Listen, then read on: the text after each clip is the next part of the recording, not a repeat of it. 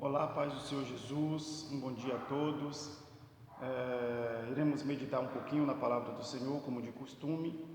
O texto que nós faremos menção hoje vai ser Lucas, capítulo de número 9 e o versículo de número 1. Evangelho segundo escreveu Lucas, capítulo de número 9 e o versículo de número 1. Uma questão muito a ser discutida. Amém? Evangelho segundo escreveu São Lucas, capítulo de número 9 e o versículo de número 1 nos diz assim: E, convocando seus 12 discípulos, deu-lhes virtude e poder sobre todos os demônios e para curarem enfermidades. Lucas, capítulo de número 9, versículo de número 1. E, convocando seus 12 discípulos, deu-lhes virtude e poder sobre todos os demônios e para curarem enfermidades. Quero lembrar os amados que, se alguém quiser ver essa mensagem pelo YouTube, é só acessar lá, Manuel Torres, amém? Ensinamentos da palavra do Senhor, amém? Queridos, Lucas, todos sabem que era um médico. Lucas escreveu o Evangelho, também escreveu o Atos dos Apóstolos, é um homem chamado Teófilo, amém? Essa não é a questão que nós iremos discutir hoje. Nós vamos falar a respeito de curas. Por que o Senhor, Ele deu tanta ênfase a curas? Por que o Senhor, Ele fez tanta questão de cura, de curar as pessoas, de atender às necessidades dos que se encontravam enfermos ou doentes? Primeiro de tudo, nós precisamos entender que antes da queda de Adão, não havia enfermidade, não havia doença, não havia dor, não havia miséria, não havia necessidades. Após a queda, isso passou a acontecer devido ao pecado, amém? Outra situação que nós precisamos entender. A maioria das pessoas, elas citam muito Jó como exemplo. E quando se prega sobre cura, quando se ensina sobre curas, as pessoas usam muito Jó. Só que eu quero lembrar para os amados que Jó, a dispensação, embora o livro de Jó ele esteja no meio da Bíblia, Jó é da dispensação patriarcal, amém? Jó é do tempo de Abraão, para quem não conhece. Então nós não podemos usar a cura se referindo a texto do Antigo Testamento, como de Gênesis a Malaquias. Porque de Gênesis a Malaquias foi feita uma promessa que quando o Messias viesse, ele resolveria o problema da humanidade. Por exemplo, Jó, quando ele é acusado por um dos seus amigos, no capítulo 19 de Jó, e o versículo de número 25, Jó ele faz questão de dizer, ele usa o seguinte termo. Alguém fala para ele que ele está naquela situação por pecado, e ele faz o seguinte termo. Ele usa o termo no capítulo 19, versículo 25, ele diz: eu sei que o meu Redentor vive, e que por fim ele se levantará na terra em meu favor, e ainda que a minha pele se consuma, em minha carne eu verei a Deus.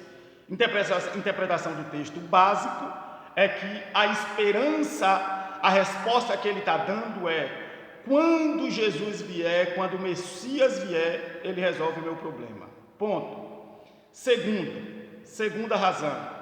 Se os irmãos forem ver no Evangelho segundo escreveu São Mateus, capítulo de número 4, a partir do versículo de número 12, diz que a região da tribo de Zebulon e Naftali, o pessoal que estava na região da Galileia, esses estavam em trevas e à sombra da morte.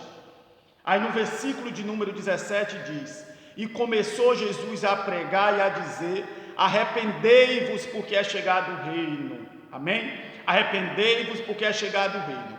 Do versículo de número 18 ao versículo de número 22, o Senhor escolhe ali alguns discípulos, como nós não estamos falando do assunto da escolha dos discípulos, nós pularemos essa parte no Evangelho segundo escreveu Mateus, capítulo de número 4, a partir do versículo de número 12. Do versículo de número 18 ao versículo de número 22, ali a separação de alguns discípulos. A partir do versículo de número 23, o Senhor ele começa a ensinar. Veja, no versículo de número 13 diz que aquela região, a saber a tribo de Naftali e Zebulon, aqueles que viviam na região da Galileia, eles viviam à sombra da morte, eles viviam em trevas. Jesus ele está fazendo ali uma menção a Isaías capítulo de número 9, do versículo de número 1 ao versículo de número 3, é o cumprimento daquela profecia. Jesus ele escolhe alguns discípulos e ali ele começa a ensinar nas suas sinagogas, a pregar nas suas sinagogas, e agora vem a revelação do que é as obras das trevas. No versículo de número 23 diz: e ele ensinava nas suas sinagogas e pregava o evangelho do reino, vírgula, e curava a todos. Aí ele começa a revelar as obras das trevas. Quais são as obras das trevas? Aí a palavra diz: e ele começou a curar a todos os oprimidos do diabo. Ele começou a expulsar demônios. Quando eu vejo que os que estavam à sombra da morte, aqueles que estavam nas trevas, onde o diabo trabalha, as obras das trevas, é o que?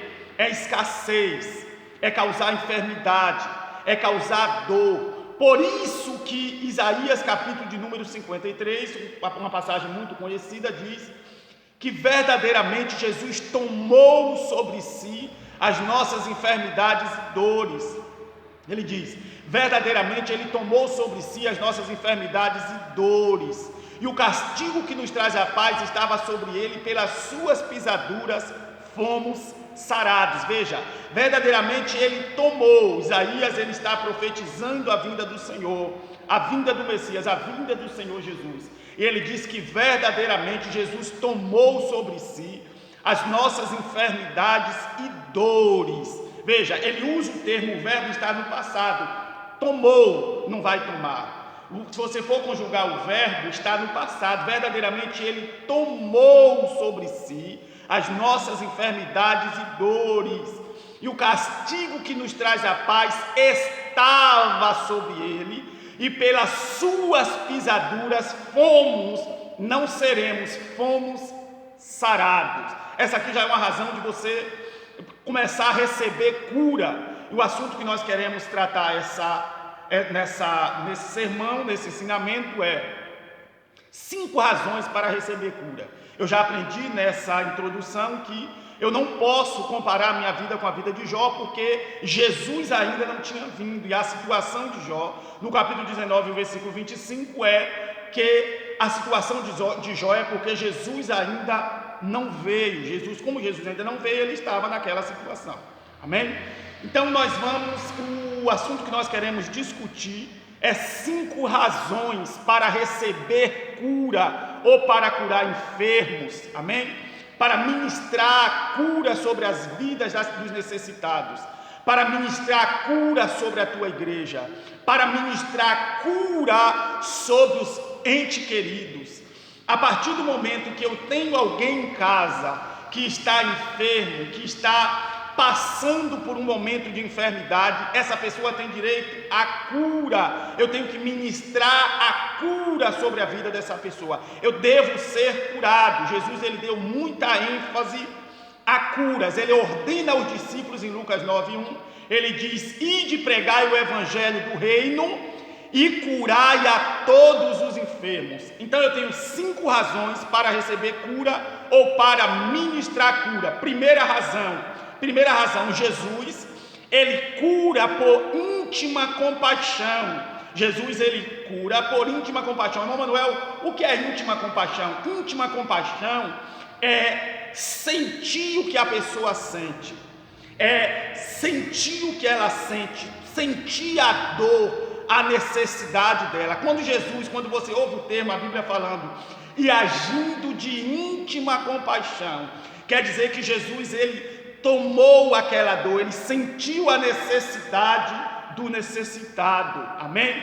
O texto base que nós iremos fazer menção está em Marcos, capítulo de número 1, e versículo de número 40 a 42, que diz que ali estava um leproso, e Jesus chega naquele lugar. Quando Jesus chega naquele lugar, em Marcos capítulo de número 1, versículo de número 40 a 42, Jesus chega naquele lugar e ali estava um leproso, e aquele leproso vira para o Senhor e diz: mestre, se tu quiseres, pode tornar-me limpo. E a palavra diz: e agindo de íntima compaixão, Jesus agindo de íntima compaixão, aquele homem vira para ele e diz: mestre, se tu quiseres, pode tornar-me limpo.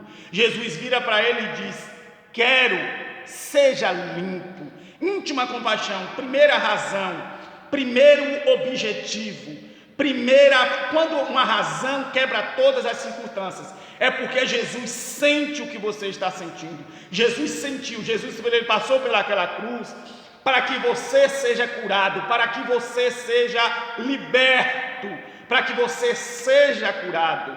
Deixa eu falar uma coisa para você. Jesus, quando ele estava naquela cruz, foi sentindo a necessidade da humanidade. Nessa manhã o Senhor Jesus está dizendo: eu senti o que você sentiu, eu tenho íntima compaixão de você. Jesus, ele se entregou naquela cruz do Calvário para que você seja curado. Exatamente o que você está sentindo nesse momento foi o que ele sentiu. Íntima compaixão. Outro texto base está em Lucas capítulo de número 7, versículo de número 11 a 17. O filho da viúva de Naim. Jesus entra em uma cidade chamada Naim, e quando Jesus entra naquela cidade, está vindo um cortejo fúnebre, e aquela mãe desesperada com seu único filho, e o Senhor Jesus, a palavra diz no versículo de número 11 a 17, chega a dizer que o Senhor agindo de íntima compaixão. Eu quero frisar nessa manhã sobre a tua vida que o Senhor Jesus, ele sentiu o que você está sentindo, e ele passou pelaquela via dolorosa para que você resolva a sua situação. É restauração de sonhos, é restauração de vidas. E a palavra do Senhor Jesus diz que ele, agindo de íntima compaixão, ele entra no meio daquela multidão, no meio daquela situação, e toca no esquife, ele toca naquele jovem, e de imediato aquele jovem se levanta e ele restaura aquela vida por íntima compaixão. Deixa eu falar uma coisa para você. Talvez Satanás esteja falando para você nessa manhã que o seu pecado foi muito grande, que o que você cometeu foi muito grande, mas que Jesus, ele já não perdoa os teus pecados. Deixa eu falar uma coisa para você. Jesus, ele tem íntima compaixão. Receba a cura nessa manhã, receba a libertação nessa manhã. Jesus sentiu o que você está sentindo. Jesus passou pela cruz do Calvário para te dar uma vida digna, para que você seja curado. Receba a cura no nome do Senhor Jesus. Nós passamos pela introdução, passamos pela primeira razão, agora nós vamos para a segunda razão, e essa parte é muito linda. Essa parte é muito linda porque nós estamos na segunda razão por que Jesus curou. Porque nós vamos dar, irmão Manuel, 5 razões para você não ter desculpa, para Satanás não colocar na sua mente desculpas ou pretextos para você não ser curado, para você não orar pelo seu filho e ele ser curado, para você não orar pelo seu vizinho e ele não ser curado. Você não pode encontrar razão, você não pode encontrar pretexto para você olhar para a sua esposa, para o seu marido, para o seu pai, para a sua mãe e permitir essa enfermidade na vida dele. Jesus está curando nessa manhã. Receba a cura no nome do Senhor Jesus. A palavra do Senhor Jesus diz na segunda carta de Paulo aos Coríntios, capítulo de número 5 e versículo de número 22, que nós somos a embaixada do Senhor na terra. A palavra do Senhor Jesus diz que nós somos ministros do Senhor, sacerdote do Senhor, e como ministro do Senhor, como embaixada do Senhor na terra, como ministro das boas novas do Senhor, Eu ordeno a esse espírito de enfermidade que ele saia da sua vida. Eu ministro cura sobre a tua vida, restauração de sonhos sobre a sua vida. Eu ministro um novo tempo na sua vida, na autoridade que há no sangue de Jesus Cristo. Vamos para a segunda razão, porque senão eu vou ficar na primeira e é muito lindo isso daqui, falar sobre curas. E trazer à tona as obras das trevas. A luz raiou e as obras das trevas, em Mateus 4, versículo de número 23, é revelada. Quando o povo de Deus ele está oprimido, quando o povo de Deus ele está sofrendo das suas enfermidades e moléstias, e a palavra do Senhor Jesus diz que era trazido a eles e todos eram curados. Oh, coisa linda! Todos eram curados. Vamos para a segunda razão? A segunda razão era para ensinar os discípulos. A palavra do Senhor Jesus diz em Mateus capítulo de número 17, versículo de número 14 a 21. A palavra do Senhor Jesus diz que o Senhor desce do monte, e quando ele desce do monte, ele encontra uma multidão que aglomerava, e ali naquele lugar estavam os discípulos discutindo com alguns escribas e fariseus. Está ali aquela multidão. O que são os escribas e fariseus? Um escriba é alguém que acrescentou nas leis após o exílio babilônico. Após o exílio babilônico, os escribas são aqueles que reassinaram as leis, que renovaram as leis. Então os escribas eram alguém muito inteligente. Quem eram os fariseus? Os fariseus eram os ministros daquela época. Agora veja, os discípulos de Jesus estão ali discutindo com pessoas intelectuais, pessoas inteligentíssimas, pessoas que entendiam das leis de Deus fora do comum. E aquele pai, a palavra diz que um certo homem pegou o seu filho e levou àquele lugar e deu aos discípulos para orar para que eles fossem curados. Por que entregou aos discípulos? Porque Jesus já os tinha enviado. Aqueles discípulos já tinham vivido a experiência de curar enfermos e expulsar demônios. E a palavra do Senhor Jesus diz que quando o Pai chega e entrega para os discípulos resolverem aquela situação, eles estão discutindo com pessoas inteligentes, pessoas que acreditavam no seu psique, na sua inteligência, pessoas que não abriam mão do que aprendeu. E a palavra do Senhor Jesus diz que eles discutem. Deixa eu falar uma coisa para você. Abre aspas, por gentileza. Deixa eu falar uma coisa para você. Enquanto os necessitados estão indo a você, e você não resolve a situação porque você está discutindo com pessoas, discutindo com líderes que não acreditam no poder de Deus, discutindo com líderes que acreditam no seu psique, que acreditam no que eles sentem, que acreditam no que eles aprenderam de outra pessoa. Deixa eu falar uma coisa para você. Discutir com pessoas religiosas ou pessoas que se sentem extremamente inteligentes é perca de tempo. Deixa eu falar uma coisa para você. Resolva a situação dos necessitados. Aquele pai, quando levou aquele filho ali para os discípulos resolverem a situação, os discípulos, aquele pai estava cheio de fé. Aquele pai estava cheio de fé, leva os discípulos e os discípulos não conseguem resolver. Por quê, irmão Manuel? Porque eles estavam perdendo tempo.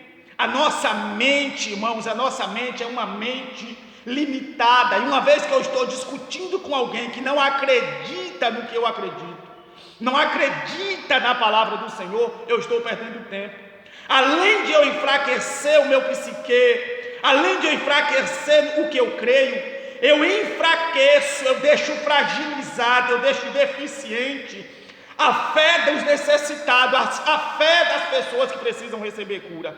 A palavra diz que Jesus chega naquele lugar, e quando Jesus chega naquele lugar, queridos, aquele pai, Jesus chega, corre, Jesus chega naquele lugar e pergunta para eles: o que estão discutindo com eles? O que discutis entre vós?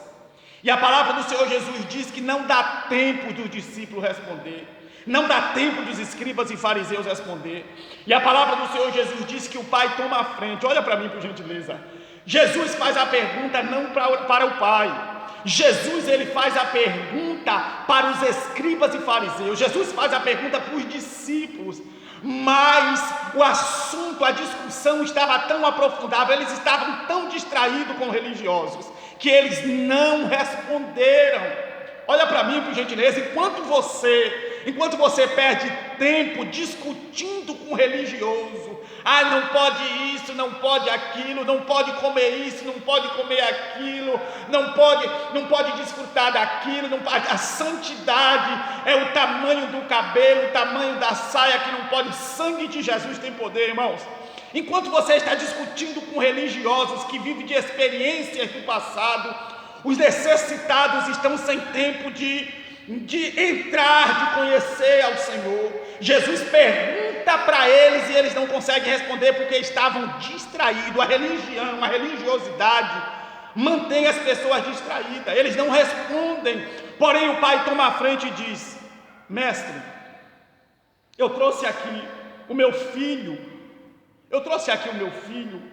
que tem um demônio que manifesta nele, lança-o na água ou no fogo, ou quando não, ele cai espumando pela boca. Olha, veja bem, e eu trouxe aos teus discípulos e eles não conseguiram resolver a situação, eles não conseguiram curá-lo. Aí Jesus vira para ele e diz assim: há quanto tempo acontece isso? Aí aquele pai responde para ele e diz: desde a sua infância. Aí Jesus olha para ele e diz assim: tu crê que eu posso curá-lo? E ele diz: mestre, eu creio, porém ajuda a minha incredulidade. Queridos, por favor, enquanto você está discutindo, aquele homem, ele cria no poder de Deus.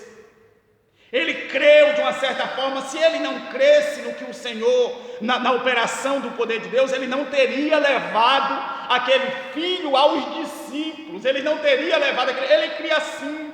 Porém a discussão com religiosos, o tumulto, os debates, não debata, impõe as suas mãos sobre os necessitados e resolva a situação deles.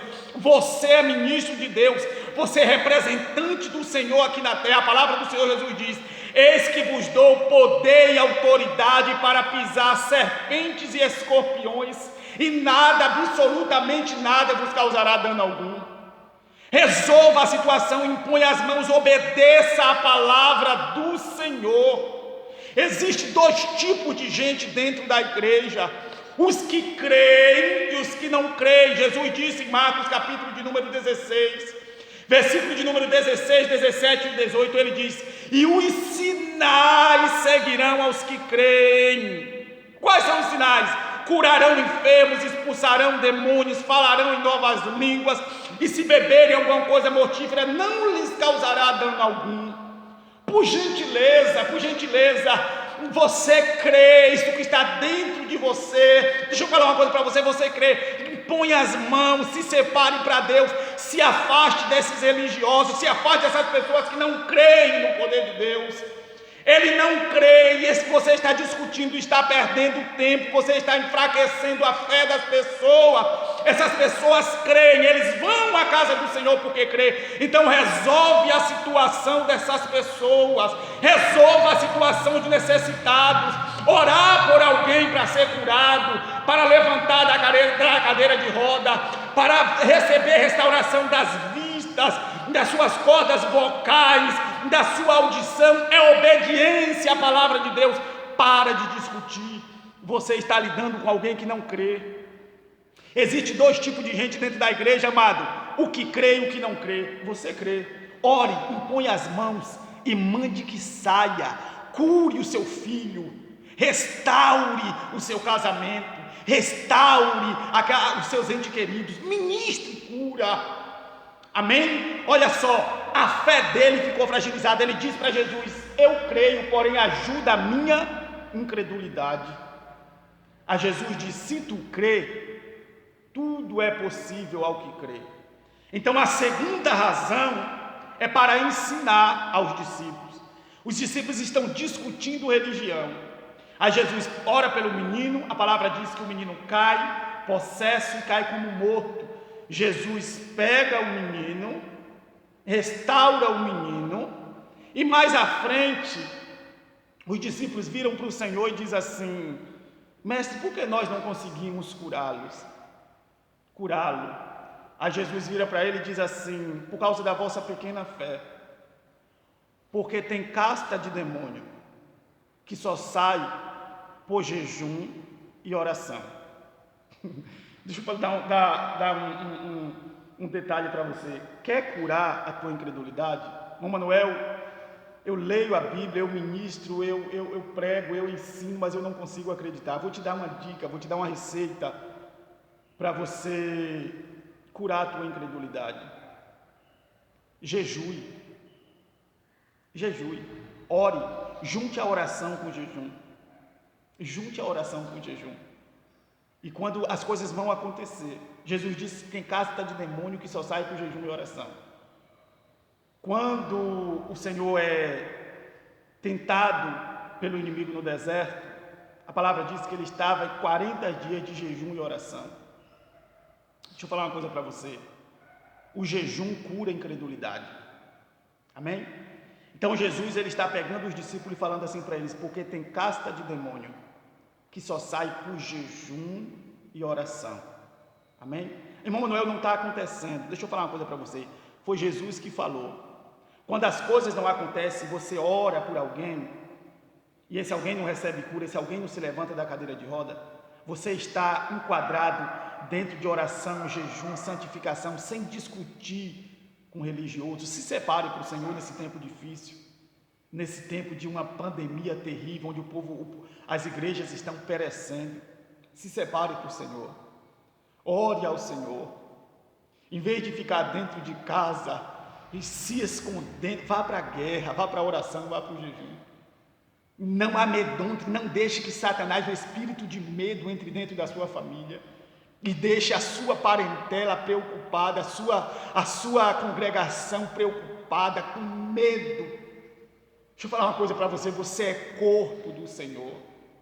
O Senhor Jesus está sentado à destra do Pai, lado direito, lugar de autoridade. Nós somos o corpo do Senhor. A nossa luta está nas regiões celestiais. O inimigo não pode tocar você. Essa enfermidade, esse vírus não pode tocar você. Se levante, se separe para Deus, consagre a sua vida, creia na palavra.